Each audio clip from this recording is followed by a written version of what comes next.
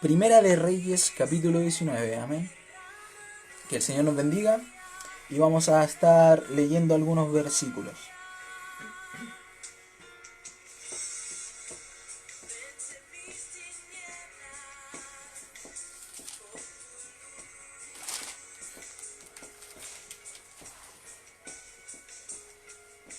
Amén.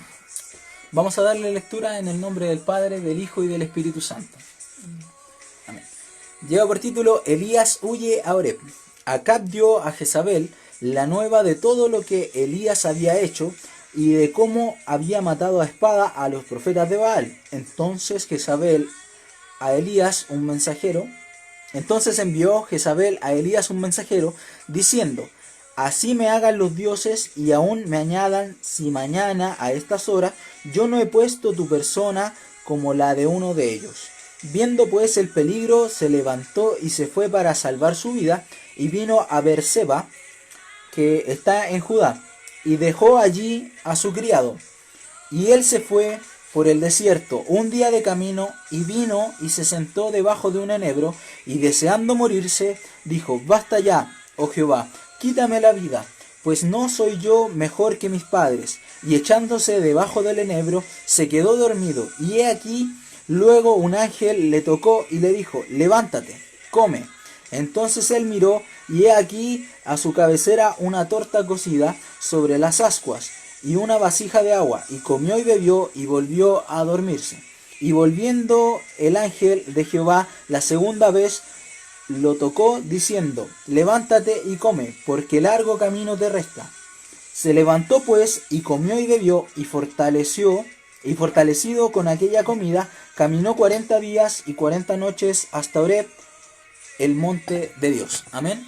Oramos al Señor por esta palabra, mis hermanos. Padre, te damos las gracias, Señor, por este tiempo, por tu preciosa palabra, Señor, que tú seas bendiciendo a los corazones que están escuchando en esta hora, Señor. Te pedimos que tú nos seas ministrando, que tú nos seas, Padre Celestial, hablando a nuestros corazones, Señor, que tú, Padre amado, escudriñes en ellos, Padre Celestial, y nos ayudes y nos instruyas con lo que tú tienes para nosotros, Señor. Ayúdanos, Señor, en este proceso, Padre Celestial, que estamos pasando de cuarentenas, de situaciones difíciles, de, Padre amado, de problemas quizás muchas veces que se dan dentro de los hogares, pero tú eres el Rey que nos sostiene, Señor. Tú eres quien nos permite seguir adelante, Señor, y ser bendecidos por tu palabra, por tu diestra, Señor, nos sostiene. Gracias, Señor, por eso, en el nombre de Jesús. Amén y amén. Que el Señor les bendiga. Y vamos primeramente a contextualizar lo que acabamos de leer. Elías, un profeta del Señor para el pueblo de Dios, para el pueblo hebreo. Elías es uno de los profetas, o el profeta más importante del Antiguo Testamento. No por la cantidad de profecías que haya dado, como por ejemplo Isaías, que tiene un libro bastante grande con profecías, pero los milagros y los prodigios que hizo Elías no tienen comparación con el resto de los profetas, por ejemplo. El profeta más grande porque Dios lo acompañó a través de los muchos milagros que realizó, y dentro de ellos, dentro de esos mismos, eh, Elías acababa de realizar un milagro bastante poderoso en este momento que estamos leyendo. Amén. Él primeramente, cuando empieza la historia de Elías, él predijo que iba a haber una sequía por mucho tiempo para el reino en el que estaba, y luego esa sequía ocurrió por mucho tiempo y todos le tenían como mala porque había dicho eso, era un profeta que no lo querían mucho porque la gente pasaba hambruna, donde no podía realizar sus cosechas, no podía sembrar, y no había escasez en ese tiempo. Luego de varios milagros que le sucedieron a Elías, viene este que se enfrentó ante 450 profetas de Baal, que era un dios que, entre comillas, era pagano en bien, eh, y y había muchos profetas de Baal en ese tiempo. Hay 450. Elías lo que hizo fue como una competencia contra esos dioses, contra esos profetas, mientras los desafió en el fondo a que hicieran holocaustos, cada uno de esos profetas para su dios Baal, y mientras que Elías hacía un holocausto para Dios. Y lo que ocurrió es que y Elías le dijo, ya, el que logra que prenda el holocausto nuestro Dios, gana la competencia, entre comillas, y lo que pasó es que los profetas de Baal adoraron a su Dios y no ocurría nada. Y Elías entró en oración, en clamor hacia Dios, y vino fuego del cielo y prendió el holocausto que tenía Elías. Entonces todo el pueblo se maravilló y dijo, el Dios de Elías es el real, el Dios Yahvé, el Dios Jehová, es el verdadero Dios. Entonces, luego de esto, la gente atrapó a esos profetas y los mataron porque eran falsos profetas, etcétera, etcétera. Eso fue lo que ocurrió en el capítulo 18 y nosotros leímos el capítulo 19. Que el Señor nos bendiga. El capítulo 19 comienza diciendo, Acab dio a Jezabel, Acab era el rey, el gobernador de esos tiempos, le dio la información de esto que les conté, que Elías había vencido a los profetas de Baal, y Jezabel era una mujer que adoraba a Baal. Entonces le produjo mucha ira, mucho dolor lo que había sucedido. Amén. Y entonces Jezabel dijo que no va a pasar un día sin que sin que yo vea a Elías muerto de la manera que el pueblo o que Elías mató a los profetas de Baal. Entonces Jezabel quería matar a Elías. En ese contexto parte nuestra lectura. Entonces Elías escuchó esto de que era buscado, era perseguido, querían matarlo, y posteriormente Elías quiso arrancarse de esa situación. El problema de esto es que ese temor lo inundó de tan grande manera que no recordó los prodigios que había hecho hace apenas unos días, que Dios le había dado la victoria ante 450 profetas de Baal.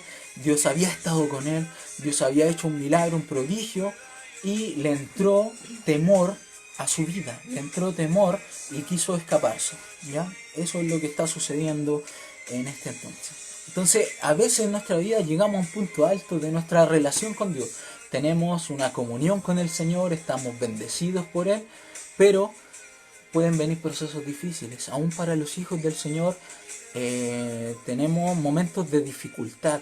Aquí anoté algunos ejemplos. Por ejemplo, David venció a Goliat, que era una prueba terrible que tenía, que vencer a un gigante mucho más grande que él, mucho más poderoso. David era un niñito y venció a Goliat. Lo que vino posteriormente a ese, Dios le había dicho que iba a ser rey y todo eso, pero lo que vino después de vencer a Goliat, que es un milagro del Señor, que Dios demostró que él estaba con David, fue una persecución. Saúl lo quiso matar, no fueron buenos tiempos para David, él tuvo que arrancarse muchas veces.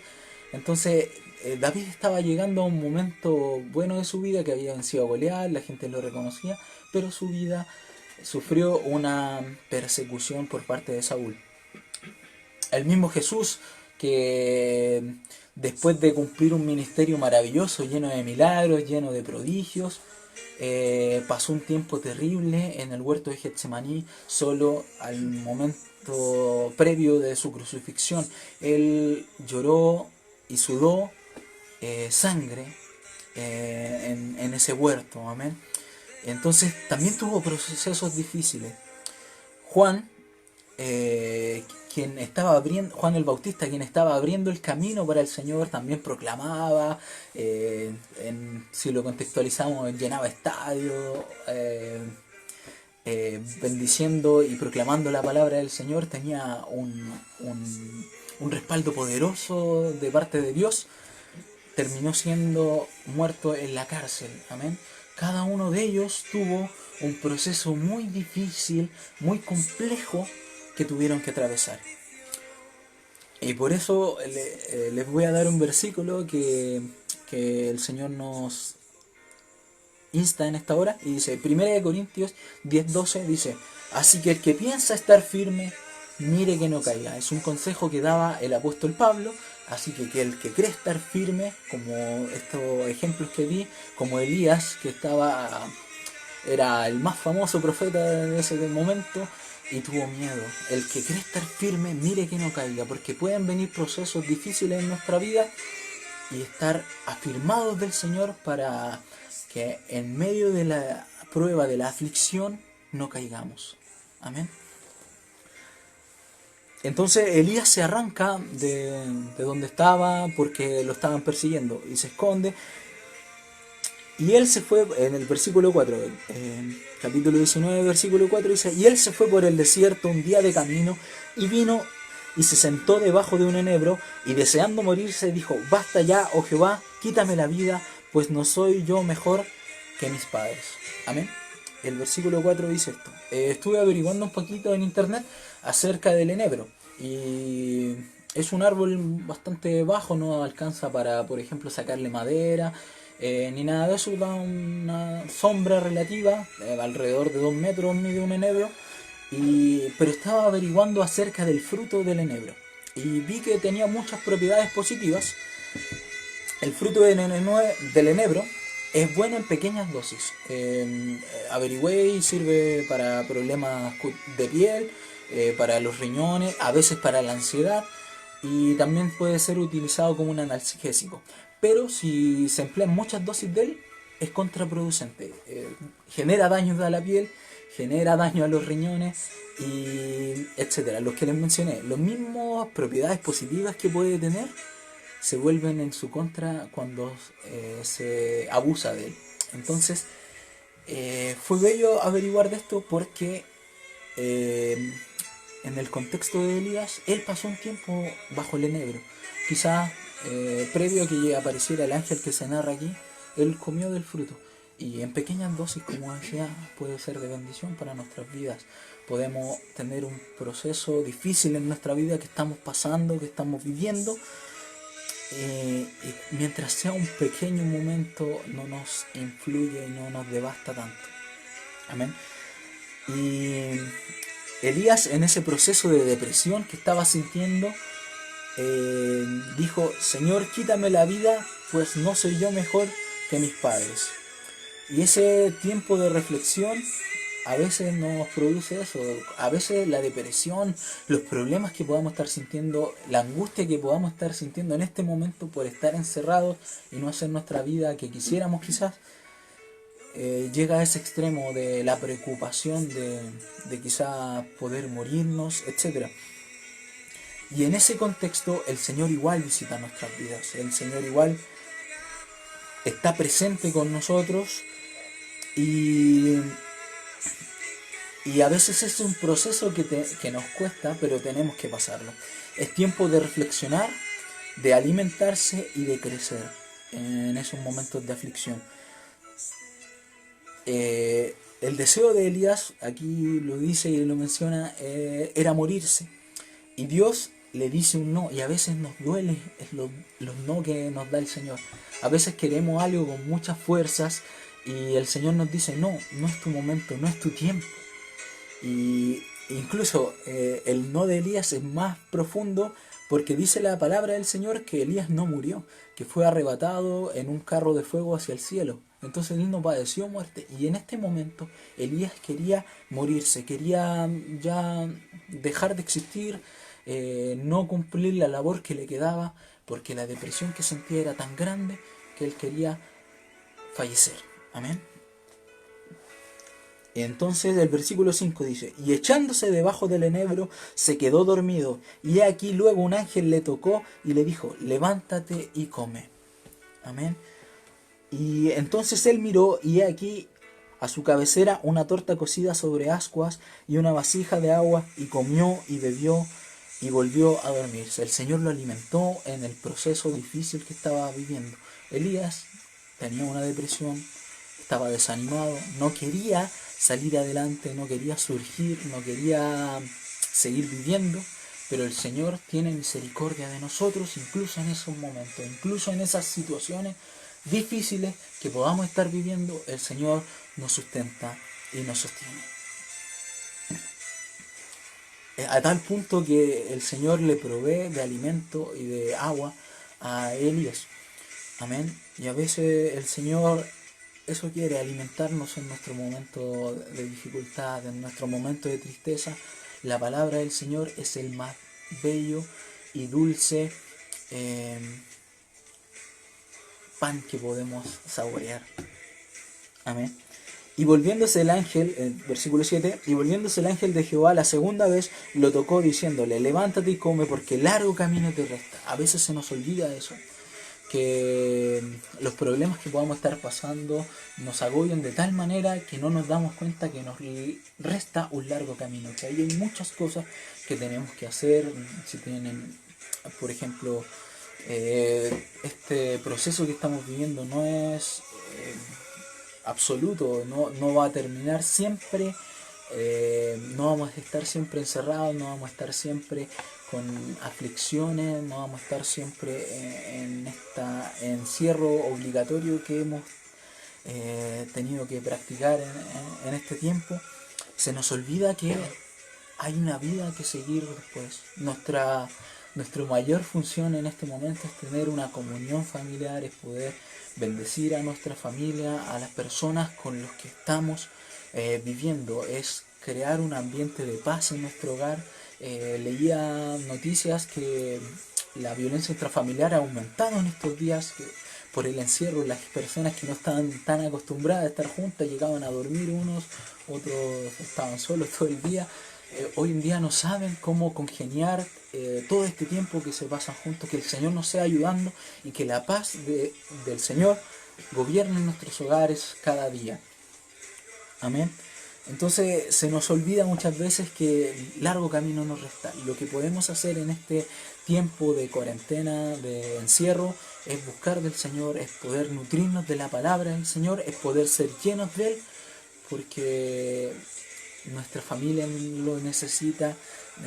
Tenemos que poner nuestro granito de arena para tener paz en el hogar, que a veces nos cuesta tanto. Entonces el ángel le insistía que largo camino le restaba a Elías. Entonces se levantó pues y comió y bebió, versículo 8, y fortalecido con aquella comida caminó 40 días y 40 noches hasta Horeb, el monte de Dios. Estaba leyendo también acerca de esto, que alrededor de la distancia de Berseba, que es donde estaba Elías, hacia Horeb, es alrededor de 10 días, pero aquí se menciona que se demoró 40 días porque muchas veces el número de 40 en la Biblia es utilizado para perfeccionarse, para purificarse. El Señor estuvo 40 días deambulando después de su resurrección en la tierra para luego ascender al cielo. Todos los términos que hablan de 40 en la Biblia se asocian a la purificación.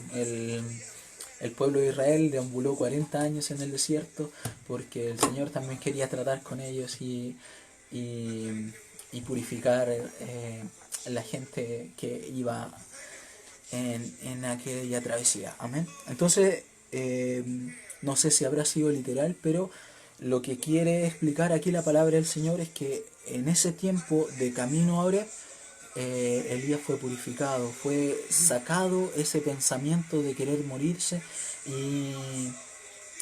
ya estaba en momento de entregar su vida al Señor. Vamos a seguir leyendo, hasta aquí leímos en la lectura inicial, pero vamos a seguir leyendo. Y allí se metió en una cueva donde pasó la noche, y vino a él palabra de Jehová, el cual le dijo, ¿qué haces aquí, Elías? El Señor a veces nos pregunta. Y es bonito pensar en esto, porque siempre el Señor se presenta ante nosotros con preguntas. A veces no sabemos qué contestar. Por ejemplo, después de pecar en el huerto del Edén, Adán, más allá de él pensaba que Dios iba a venir a retarlo, aquí te las traigo, Peter, lo va a retar, pero el Señor lo primero que le dice es, ¿dónde estás, Adán? ¿Dónde estás? Y esa pregunta es tan profunda porque muchas veces no sabemos dónde estamos. Podemos tener una ubicación geográfica, estoy en mi casa, aquí en la pieza, pero el Señor, sus preguntas son más penetrantes. ¿Dónde estás realmente? ¿Qué estás haciendo con tu vida? Y el Señor quiere que a veces reflexionemos en lo que estamos haciendo. ¿Dónde estás? ¿Estás haciendo lo correcto para llegar a tu meta, para llegar al propósito que el Señor tiene contigo? ¿Dónde estás?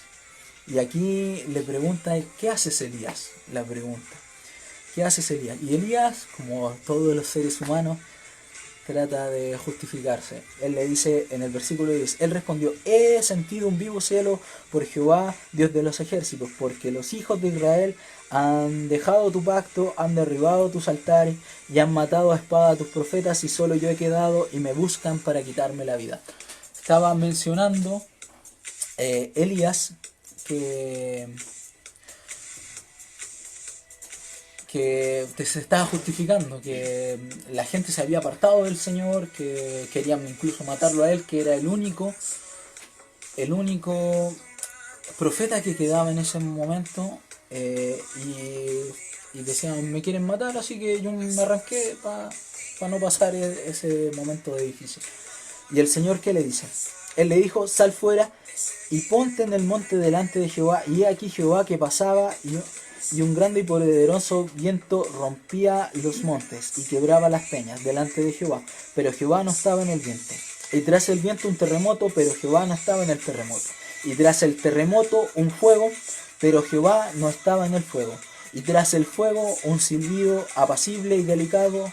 Y cuando lo oyó Elías, cubrió su rostro con su manto, y salía y se puso a la puerta de la cueva, y aquí vino a él una voz diciendo, ¿qué haces aquí, Elías? Nuevamente la misma pregunta.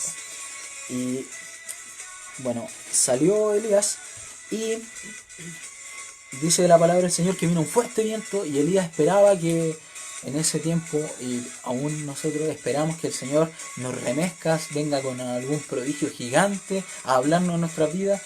Y a veces nosotros esperamos que Dios nos hable con respuestas absolutas, que venga a solucionarme la vida, que aparezca el ángel aquí y me diga, tú tienes que hacer esto, tú tienes que ir para allá, etc. Pero el Señor muchas veces no utiliza estas grandes cosas. Viene un viento fuerte, luego viene un terremoto, y dice la palabra del Señor que Dios no estaba en ese terremoto. Vino un fuego del cielo, no sé, un fuego abrasador, y Dios no estaba en ese fuego tampoco. Esas cosas son grandes que nos habrían impactado a nosotros para decir, no, esto es del Señor, y sigo sus caminos, etc.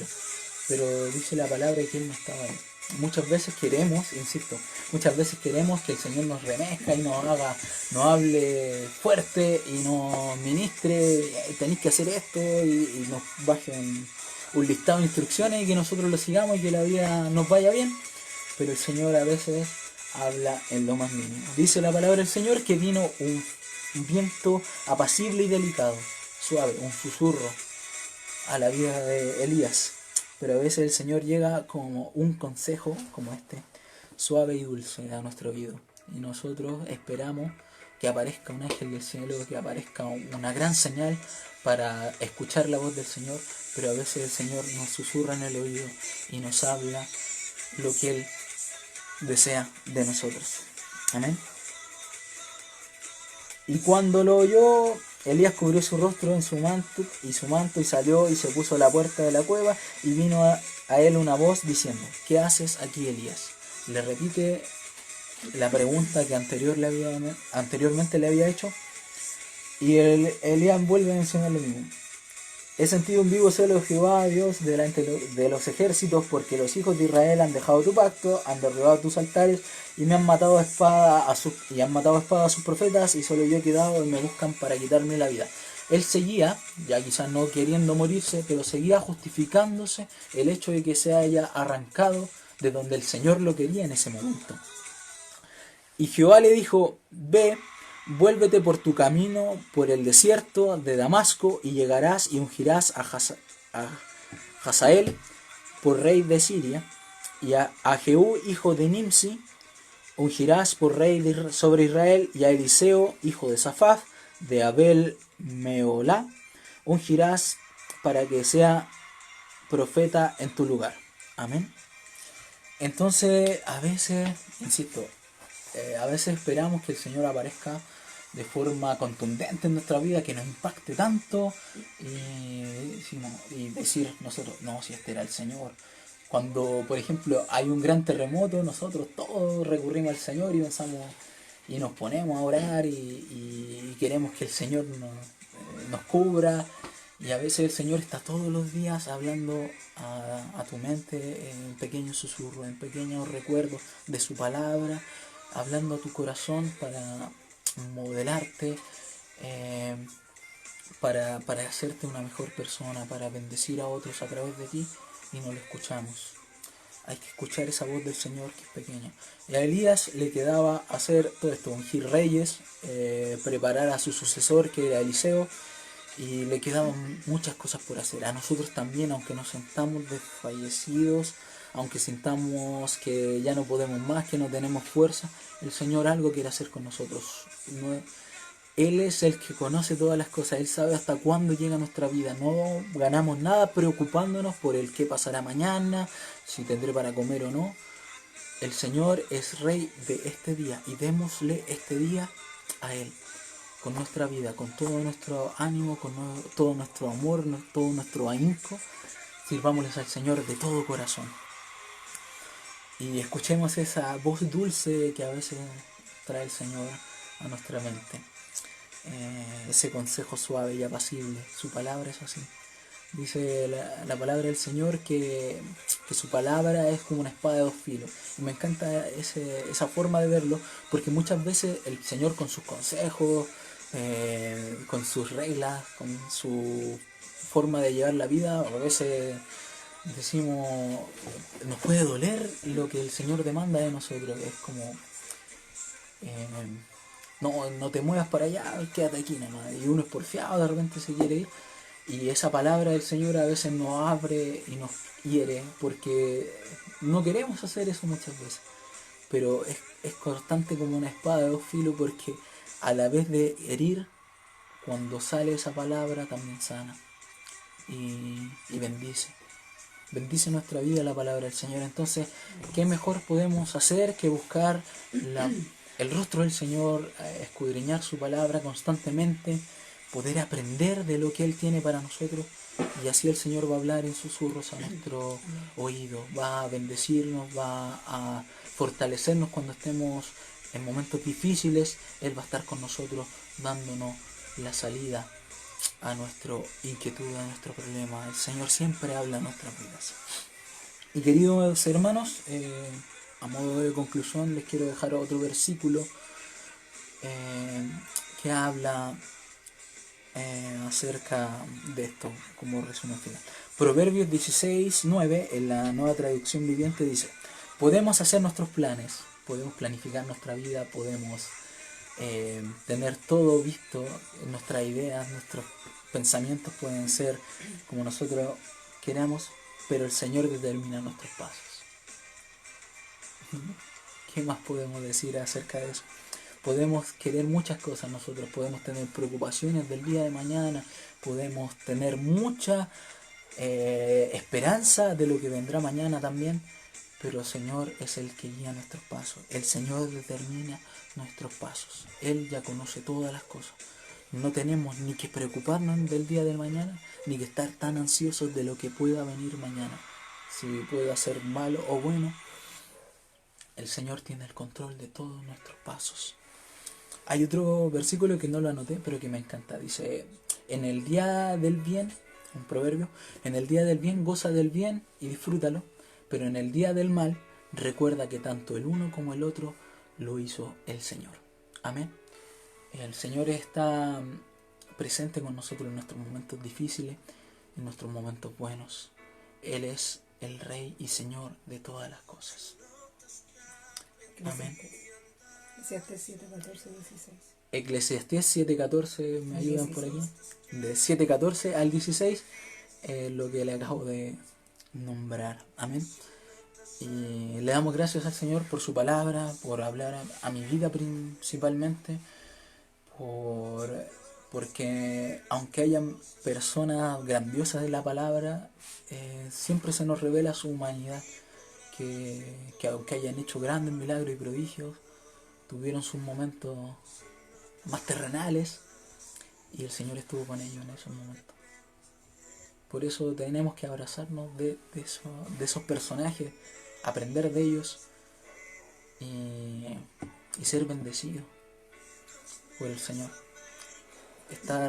Tener nuestros momentos difíciles quizás, porque nuestra vida no siempre va a ser buena, no siempre va a ser plena, pero en esos momentos el Señor está con nosotros.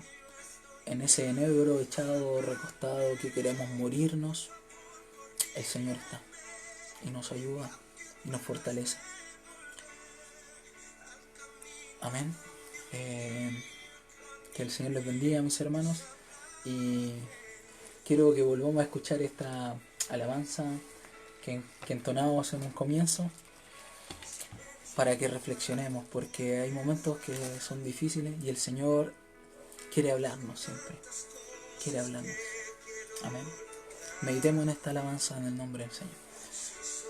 Pienso en mí, si ya no pienso en ti, si notas que la fama me hizo cambiar y ves que no soy el mismo. Si notas algo así,